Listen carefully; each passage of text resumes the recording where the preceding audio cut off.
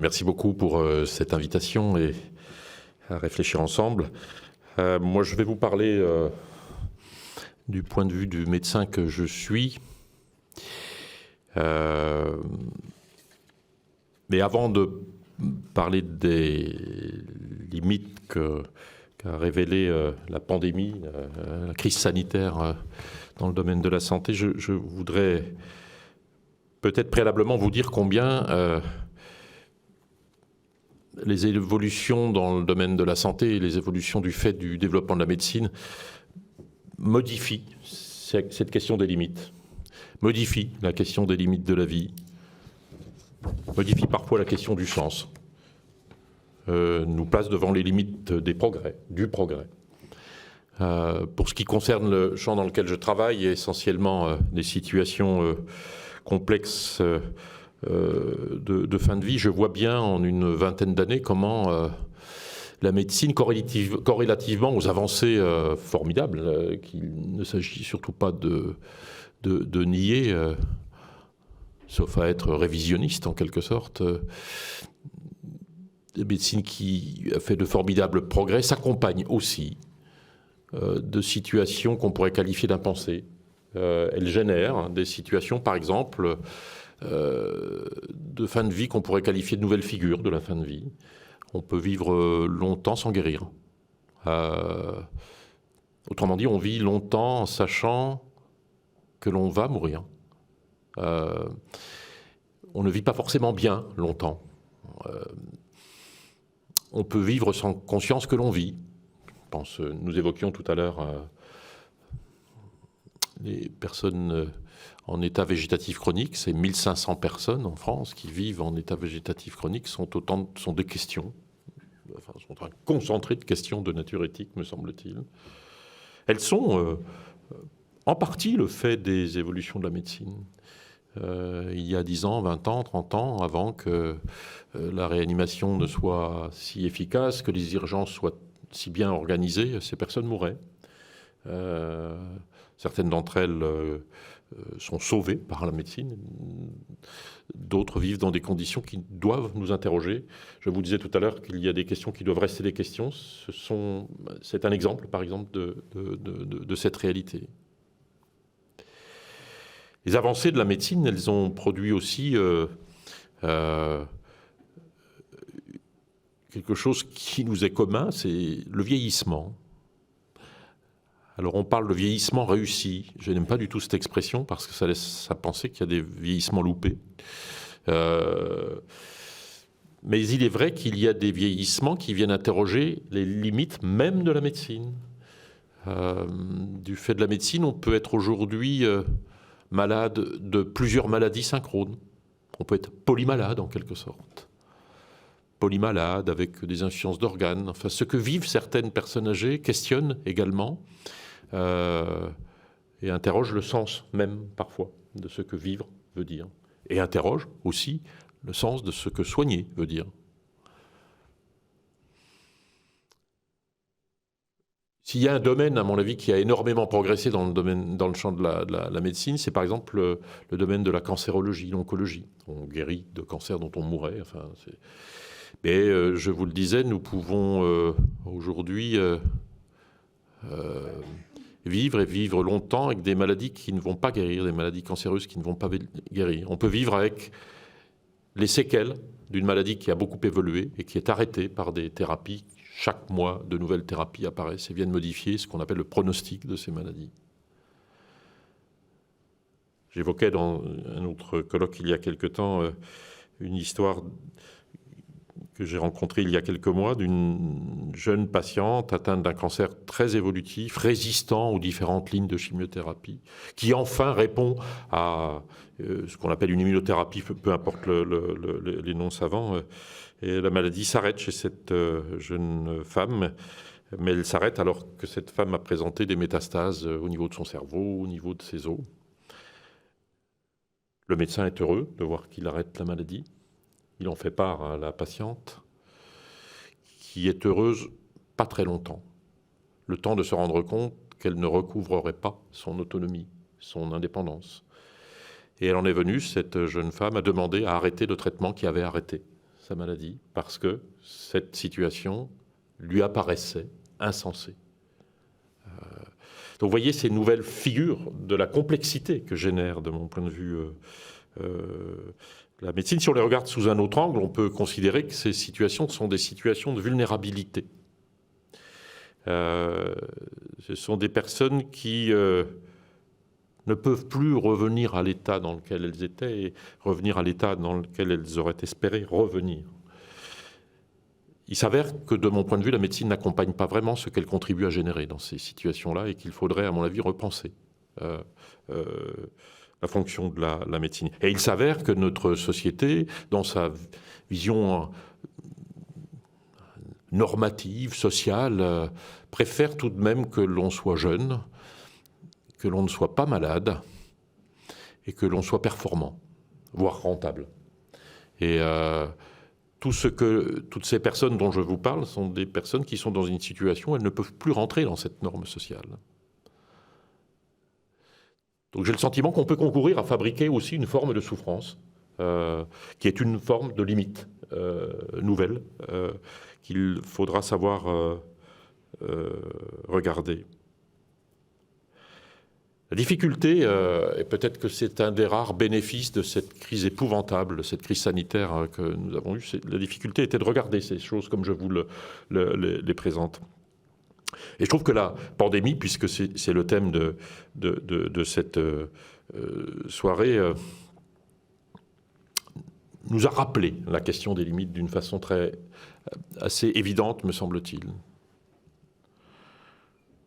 D'abord, je trouve quelque chose d'utile, c'est que cette pandémie, cette crise, elle nous a rappelé les limites du savoir. Il ne vous échappe pas qu'on ne sait pas traiter un petit virus. On ne sait pas traiter les virus. Je pense qu'il faut le dire avec beaucoup d'humilité, parce que peut-être qu'un des enjeux, c'est de rappeler au devoir d'humilité pour appréhender des questions comme celle-ci. Elle a montré, cette pandémie, les limites du système de santé. Notre système de santé a été en peine pour absorber ce qu'on a appelé ces vagues successives de cette épidémie. Je suis dans une région qui a été extrêmement touchée et nous avons été à certains moments confrontés à la nécessité de penser à un certain degré de sélection des personnes pour leur accès aux soins, aux traitements. La pandémie a montré que le système était peu adaptable à l'impensé ou à l'imprévu. Pourtant, l'imprévu est probable et était possible.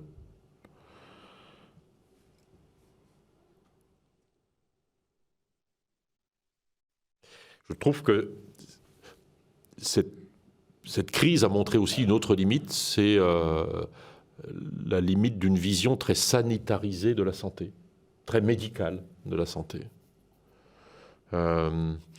Pour expliquer cette phrase, je vous fais état tout de même de ce que nous avons vu, de ce que peut produire, ce qu'ont produit les mesures de confinement, qui ont confiné, c'est le cas de le dire, à la contrainte chez certaines personnes. Pour moi, l'exemple le plus parlant de l'effet de la rupture des relations sociales, c'est dans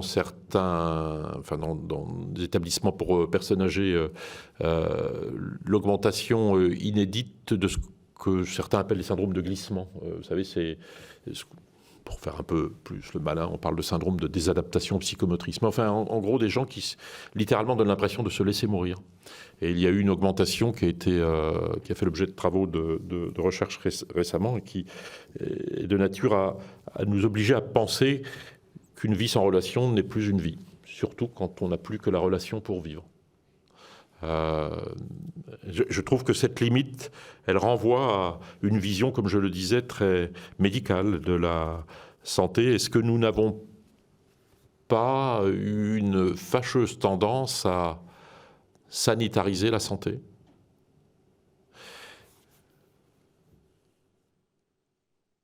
Une autre limite, d'ailleurs, très proche de celle que je viens d'évoquer, que révèle cette crise, selon moi, c'est une limite du modèle des EHPAD, tiens, justement. Ça m'apparaît être une évidence. Alors c'est compliqué, cette question, parce que je trouve que celui qui sait ce qu'il faudrait faire n'est pas né, hein, donc il est facile d'être critique. Mais ce n'est pas dans ce registre-là que je me situe, mais nous avions, au titre du comité consultatif national d'éthique, il y a quelques années, à la faveur de l'avis 128 sur les enjeux éthiques du vieillissement, alerté sur cette inquiétude que nous avions sur ce que l'on appelle le modèle des EHPAD, c'est-à-dire un lieu où l'on concentre des personnes d'une même catégorie d'âge, voire d'une même catégorie d'altération de leur indépendance, au motif louable de leur sécurité. Mais au motif louable de la sécurité, on prive les gens de leur liberté. Et nous considérions, nous avions employé ce mot qui a fait beaucoup réagir d'ailleurs, qu'il s'agissait d'une forme de ghettoisation. Nous mentionnions dans ce document combien il y avait quelque chose d'un peu étrange à mettre ensemble des personnes du fait simplement de leur âge ou de leur perte d'indépendance, mais en signifiant tout de même que toutes ces personnes étaient toutes immunodéprimées du fait même de leur âge. Lorsqu'on est âgé, on est immunosénescent. On a une altération de ses défenses immunitaires. Et nous avions signifié qu'il ne faudrait quand même pas qu'un virus arrivât dans ces structures qui pourraient altérer gravement la santé. C'est ce qui s'est passé. Hein. Je peux témoigner d'une histoire que j'ai vécue au réel. Nous avons eu dans la proximité de l'établissement dans lequel je travaille du territoire et de la filière gériatrique, à être confronté à un EHPAD de 80 places où plus de 50 des résidents sont morts en 10 jours. Du fait d'un résident qui avait commis l'erreur d'aller à une manifestation religieuse, pas très loin d'ailleurs, hein, mais n'y voyait aucune suspicion. Hein. Ce monsieur a contaminé tout l'environnement. Dans une étude que nous sommes en train de mener au plan national, qui s'appelle Covid-EHPAD, pour essayer de voir un peu l'effet du rapport à la mort de cette pandémie dans cette population, on montre combien, non seulement nombreux sont ceux qui sont morts, mais nombreux sont ceux qui, ayant résisté à la mort, s'en sentent coupables aujourd'hui. Donc je pense qu'il faut qu'à la faveur... mais je n'y voyais pas une condamnation d'un système, mais plutôt une obligation de réfléchir à la nécessité de modifier un petit peu notre rapport à cette question de la fin de la vie des personnes âgées.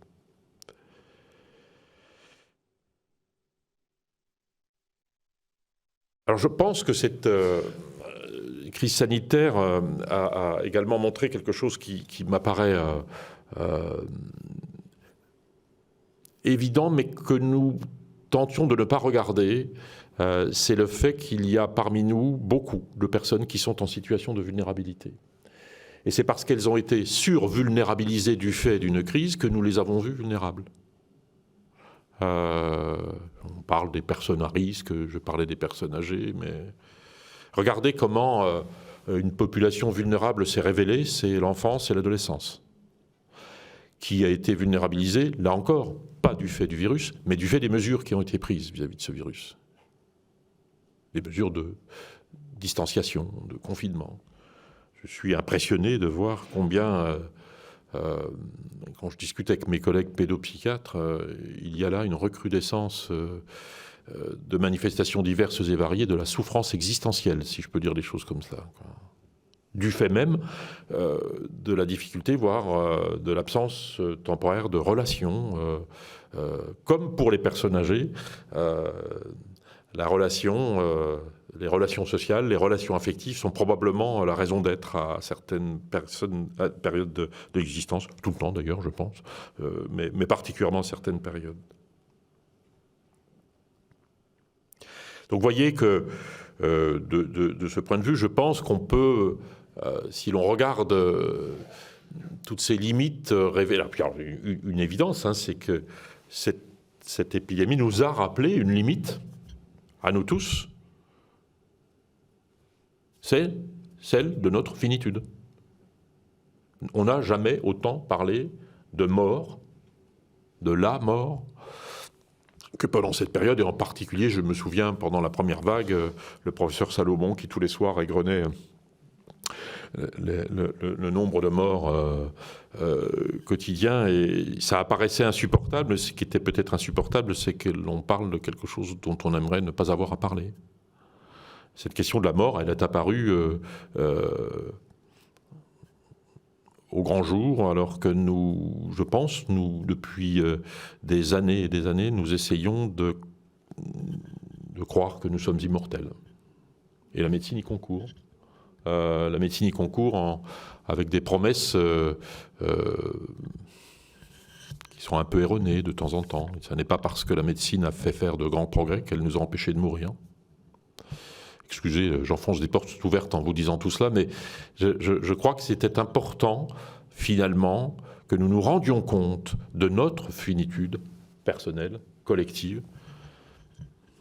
Et je dis cela sur un mode conclusif parce que probablement la conscience de ces limites ou ces limites révélées sont, de mon point de vue, un appel à de nouvelles formes de solidarité.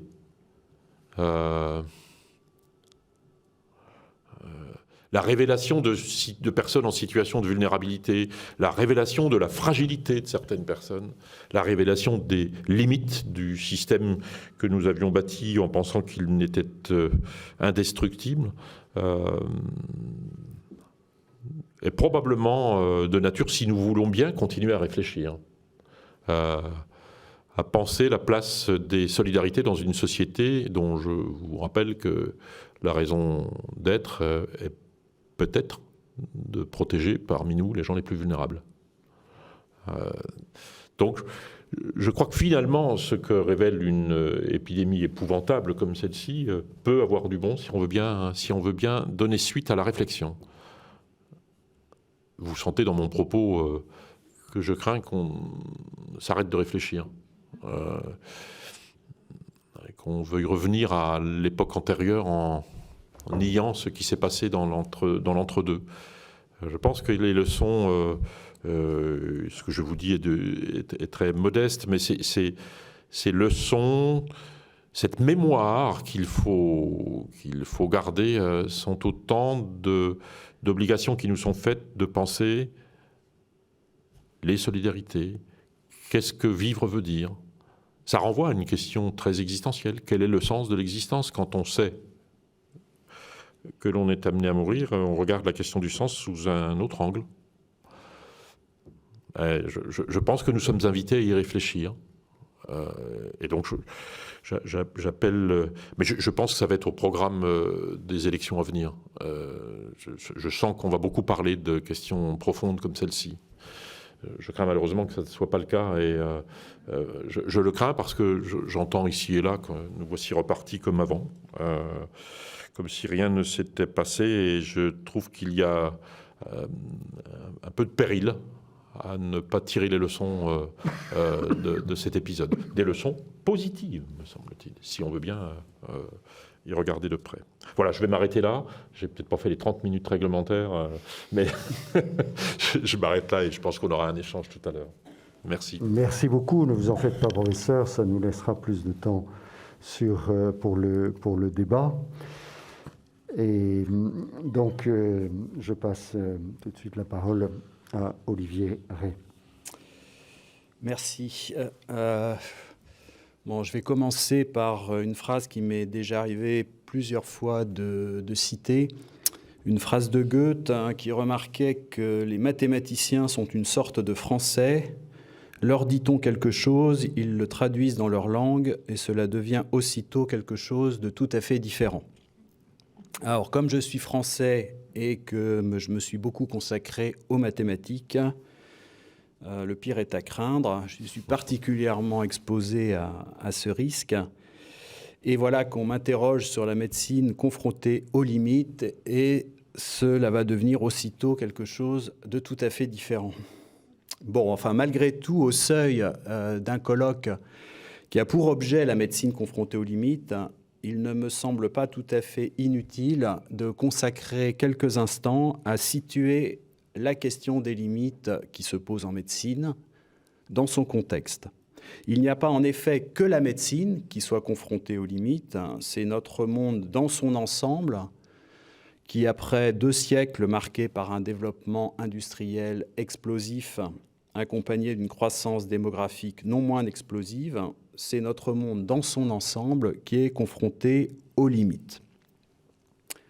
Alors le fait le plus remarquable quant au rapport à la limite est l'inversion qui s'est produite entre les temps anciens et médiévaux d'un côté, l'époque moderne de l'autre. Jadis, la limite était conçue comme ce qui était a priori à respecter. Avec la modernité, la limite est devenue ce qui est à dépasser. Les dieux anciens étaient gardiens des limites. Alors, évidemment, si les anciens prônaient la mesure, ce n'était pas qu'ils fussent eux-mêmes des prodiges de mesure, au contraire. Du reste, on ne s'exhorte pas à ce à quoi on est naturellement enclin.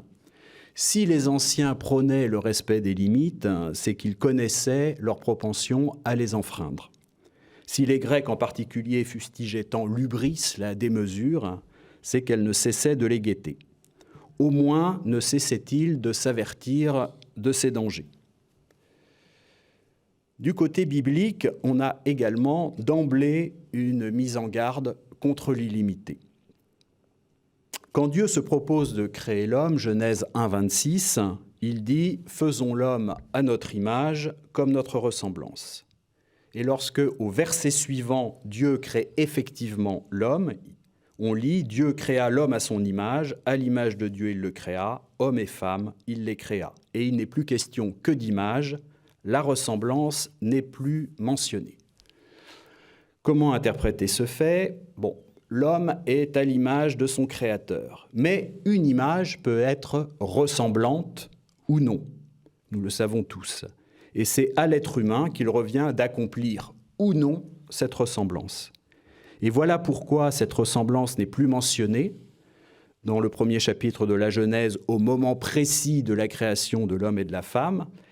Dans les 2 chapitres suivants, 2 voies sont proposées aux hommes et aux femmes pour rendre l'image de Dieu qu'ils portent en eux ressemblante.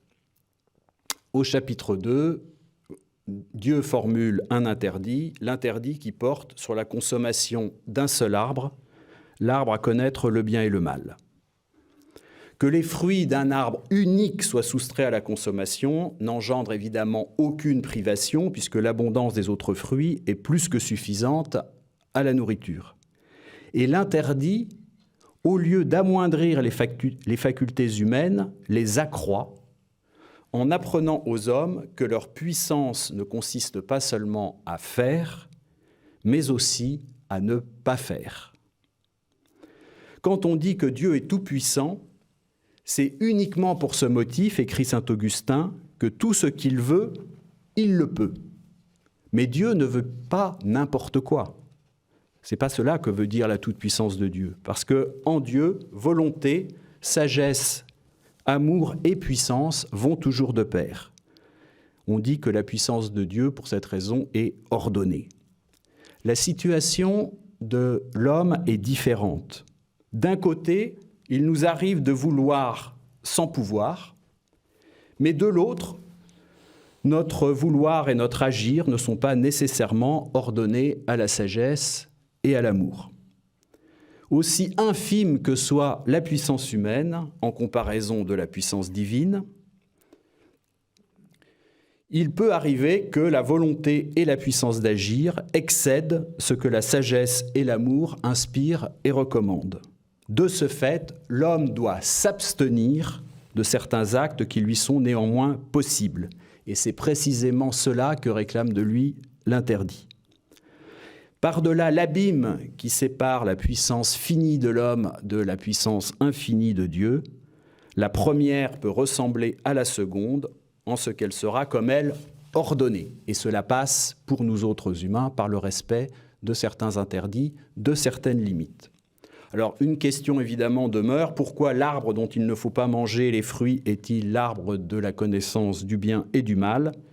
Il faut comprendre ici que la connaissance du bien et du mal est une connaissance moindre que la connaissance du bien. Qu'enfreindre l'interdit n'augmente pas, mais altère la connaissance. La connaissance du mal est une méconnaissance. Alors le temps me manque ici pour développer ce point et je ne peux que recommander la lecture de l'ouvrage de Marie Balmary, La divine origine, en particulier le chapitre 3, qui examine cette question. Alors la seconde voie de la ressemblance à Dieu est proposée au chapitre 3 de la Genèse par le serpent. Le discours du serpent présente Dieu comme un potentat jaloux de sa supériorité et l'interdit non pas comme un don supplémentaire de Dieu à l'homme qui permet à celui-ci de lui ressembler, mais une restriction à ses dons. Dès lors, l'homme cherche l'accomplissement dans l'affranchissement vis-à-vis de toute limite. Pour illustrer le retournement dans le rapport à la limite entre époque ancienne et médiévale d'un côté, époque moderne de l'autre, que j'ai déjà évoqué, je peux citer que pour les anciens, Hercule passait pour avoir inscrit sur les colonnes qui portent son nom l'avertissement « Nec plus ultra », tandis que Charles Quint, au début du XVIe siècle, prit pour devise de son empire « Plus ultra ». Et puis pour prendre un exemple beaucoup plus récent et moins impérial, l'organisme auquel j'appartiens, le CNRS, a inscrit dans son logo, à côté des initiales de l'organisme, un principe, dépasser les frontières. Donc en résumé, on est passé, vous le voyez, d'une mise en garde constante contre l'illimité à sa promotion tous azimuts. Le réel continue certes d'imposer certaines limites, mais ces limites n'ont aucune valeur en elles-mêmes. Au contraire, elles sont des sortes de provocations, voire d'insultes, à une volonté qui n'admet aucune borne à son emprise. Elles sont toujours à dépasser. Georges Bernard Shaw, dans les années 1920, a parfaitement résumé la situation en 2 phrases, que je cite. « Vous voyez quelque chose et vous vous demandez pourquoi. Mais moi, je rêve de choses qui n'ont jamais existé et je me dis pourquoi pas. » Et vous voyez que du pourquoi au pourquoi pas, la charge de la justification a changé de camp. Alors, je n'ai pas le loisir dans le temps imparti de m'attarder sur les multiples facteurs qui ont concouru à ce renversement, et j'en viens à la façon dont il touche spécifiquement aujourd'hui la médecine. La médecine me semble concernée de 2 manières, de façon externe et de façon interne. Alors, je commence par le mode externe. Raymond Aron remarquait, je le cite, que l'originalité décisive de la civilisation occidentale dans les temps modernes, c'est l'élaboration de la science positive, puis des techniques industrielles, le pouvoir que l'homme s'est ainsi assuré sur la matière et sur lui-même. L'optimisme historique est lié à la foi dans la science, ou plutôt dans la vertu civilisatrice de la science. Le savoir devrait rayonner en sagesse, l'homme maître et possesseur de la nature devrait acquérir du même coup la maîtrise sur lui-même. Après la victoire sur les choses, la paix entre les hommes s'établirait d'elle-même. Fin de citation. Alors, l'existence de personnes peu convaincues par ce programme est aussi ancienne que le programme lui-même. Cependant, au cours des dernières décennies, le nombre des sceptiques, instruits par les événements du XXe siècle en particulier, s'est considérablement accru. Et il en résulte, vis-à-vis des innovations qu'on qualifie aujourd'hui de rupture, des réticences de plus en plus sensibles dans l'opinion. Comment, pour les tenants de l'innovation à tout crin, surmonter les oppositions ? Une stratégie désormais bien rodée est d'en appeler aux avancées thérapeutiques.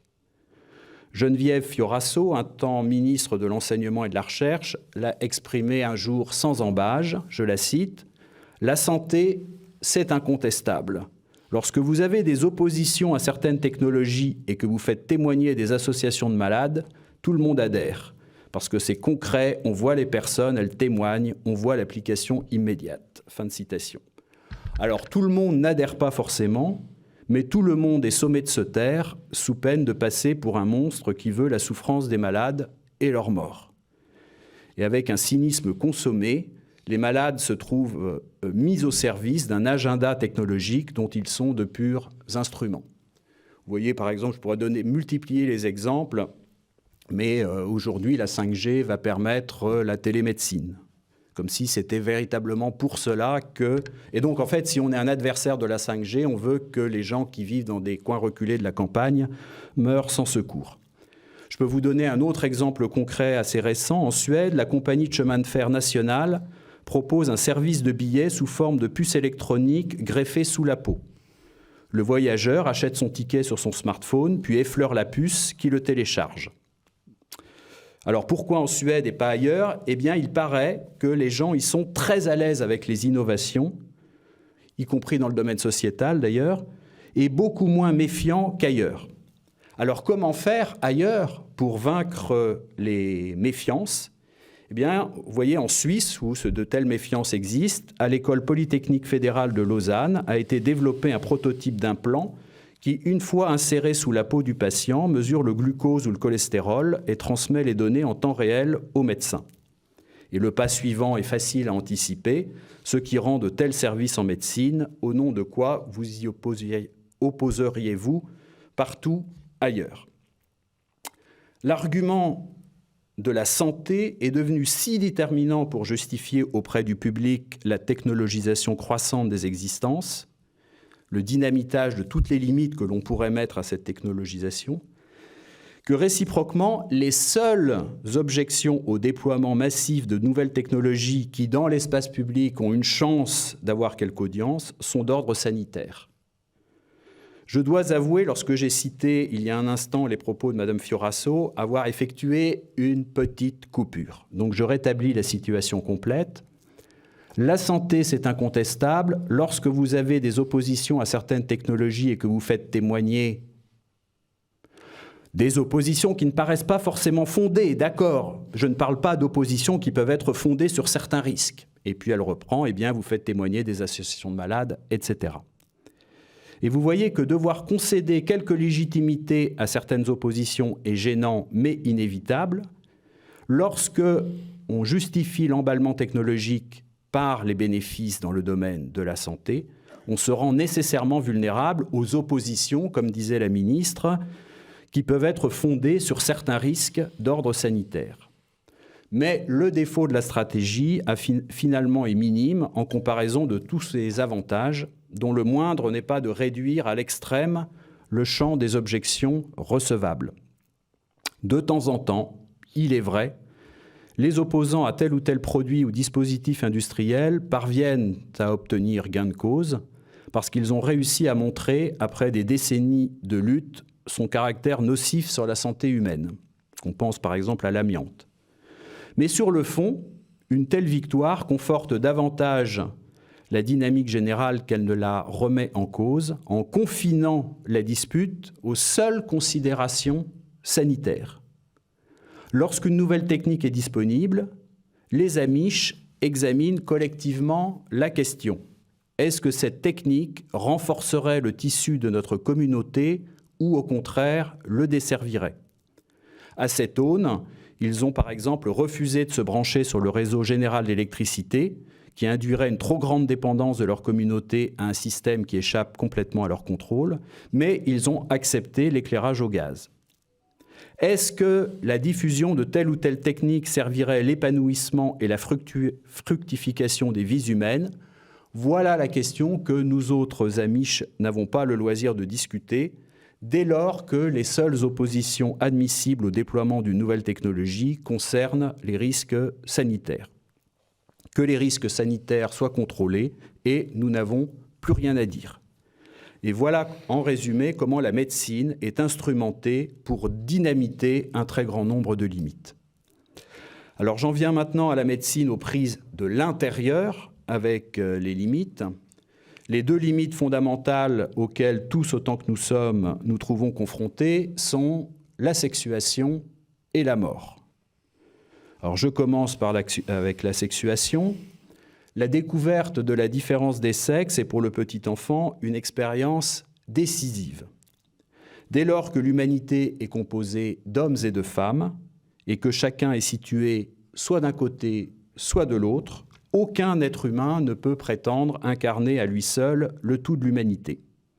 La différence sexuelle vient donc démentir les fantasmes de toute puissance. Avec elle, c'est le réel qui s'impose. Mais qui s'impose de moins en moins, semble-t-il. Ivan Illich, en son temps, a souligné un trait qui, à ses yeux, différencie l'époque moderne de toutes celles qui l'ont précédée, la perte du sens de la différence entre les hommes et les femmes. Ce que nous pourrions appeler la secondarisation de la sexuation. Nous sommes passés d'un monde peuplé d'hommes et de femmes à un monde peuplé d'êtres humains, secondairement masculins ou féminins. Et comme le soulignait Illich, se dire homme ou femme est tout à fait différent de se dire de sexe masculin ou féminin. Et selon Illich, ce phénomène constitue la caractéristique anthropologique décisive qui distingue notre temps de tous les autres, c'est-à-dire ce glissement de homme-femme à masculin-féminin. C'est sur ce fond de secondarisation du sexe, qui devient une propriété parmi d'autres de l'individu, une caractéristique, que l'idée peut se développer qu'il est possible de changer de sexe. Les demandes croissent et la médecine est mise à contribution quand elle n'offre pas d'elle-même ses services pour y répondre à travers traitements hormonaux et chirurgie dite de réassignation sexuelle.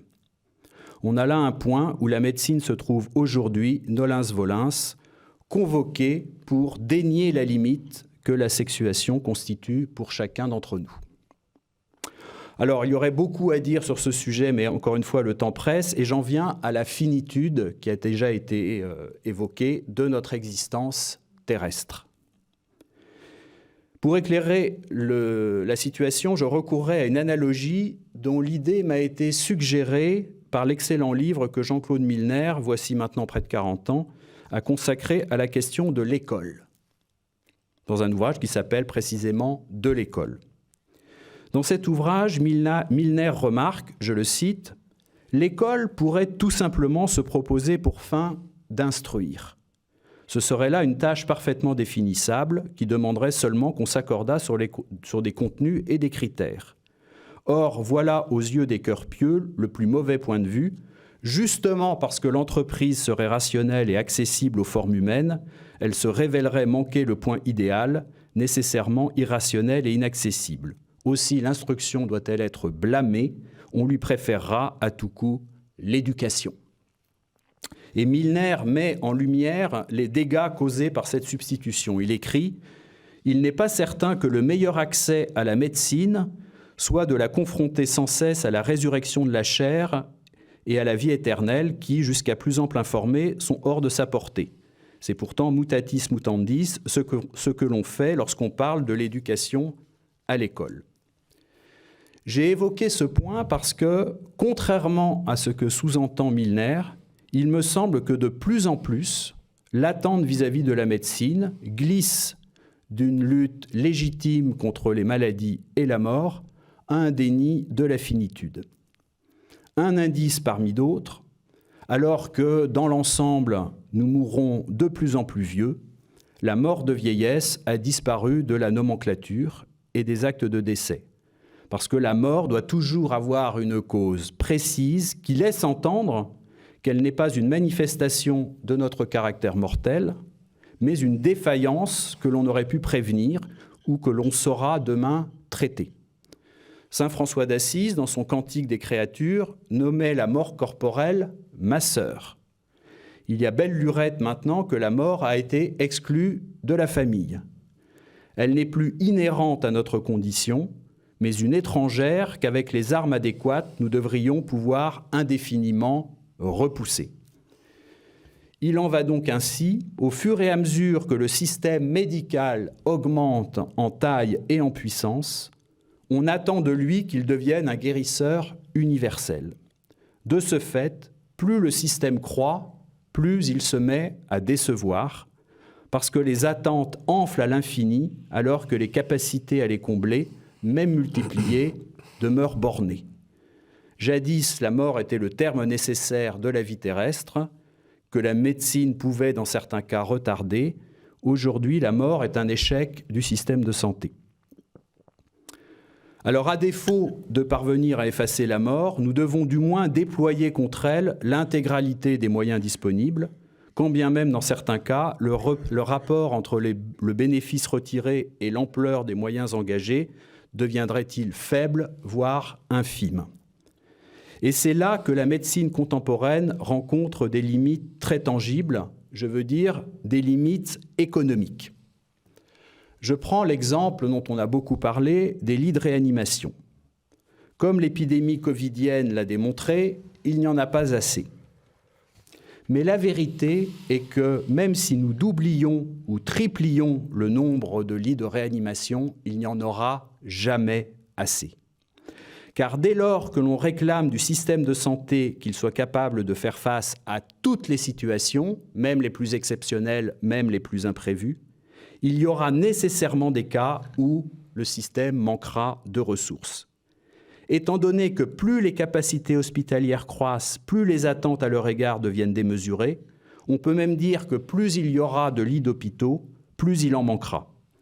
Plus les moyens déployés augmenteront, plus il y aura pénurie.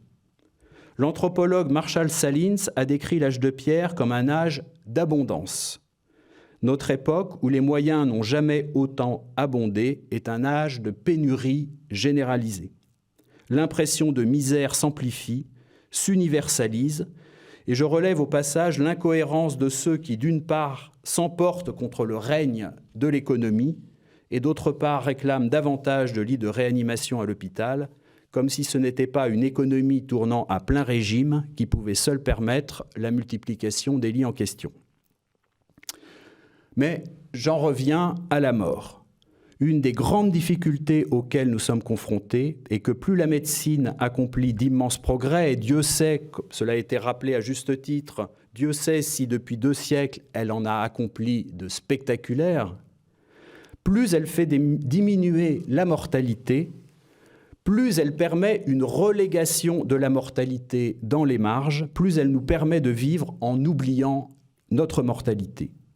Si la philosophie ancienne était une façon de se préparer à mourir, l'inflation médicale contemporaine devient une façon de surtout ne pas se préparer à mourir, d'arriver à la mort dans un état de totale impréparation qui rend celle-ci d'autant plus monstrueuse.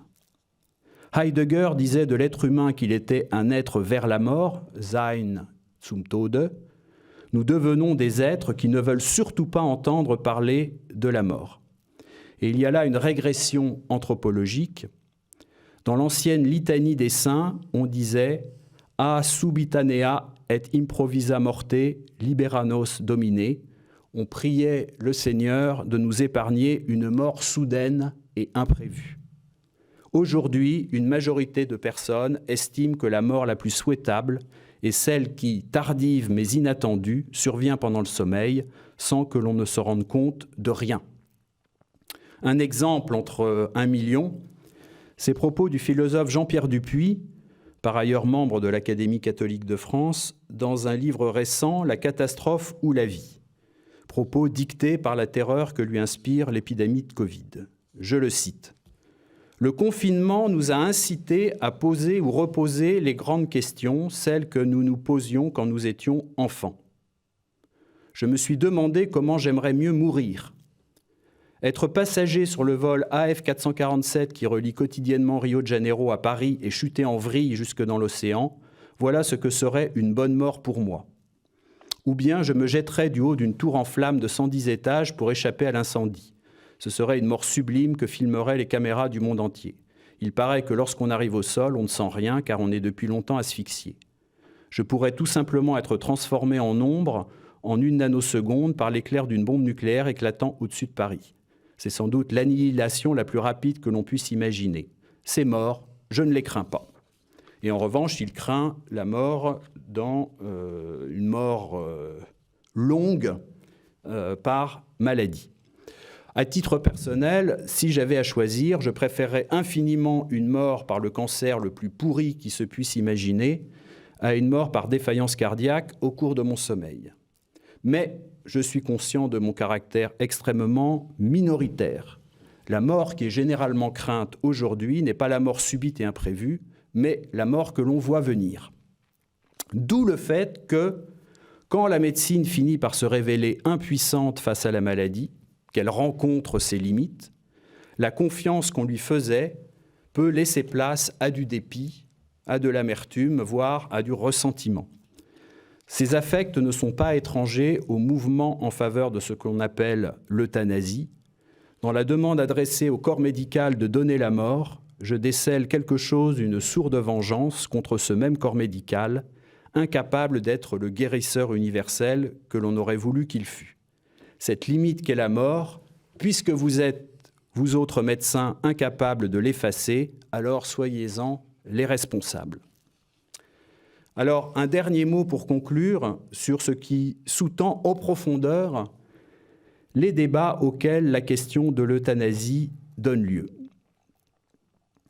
Afin de comprendre véritablement la nature de l'affrontement, il me paraît nécessaire de reconduire les positions des uns et des autres au rapport à la vie dont elles procèdent.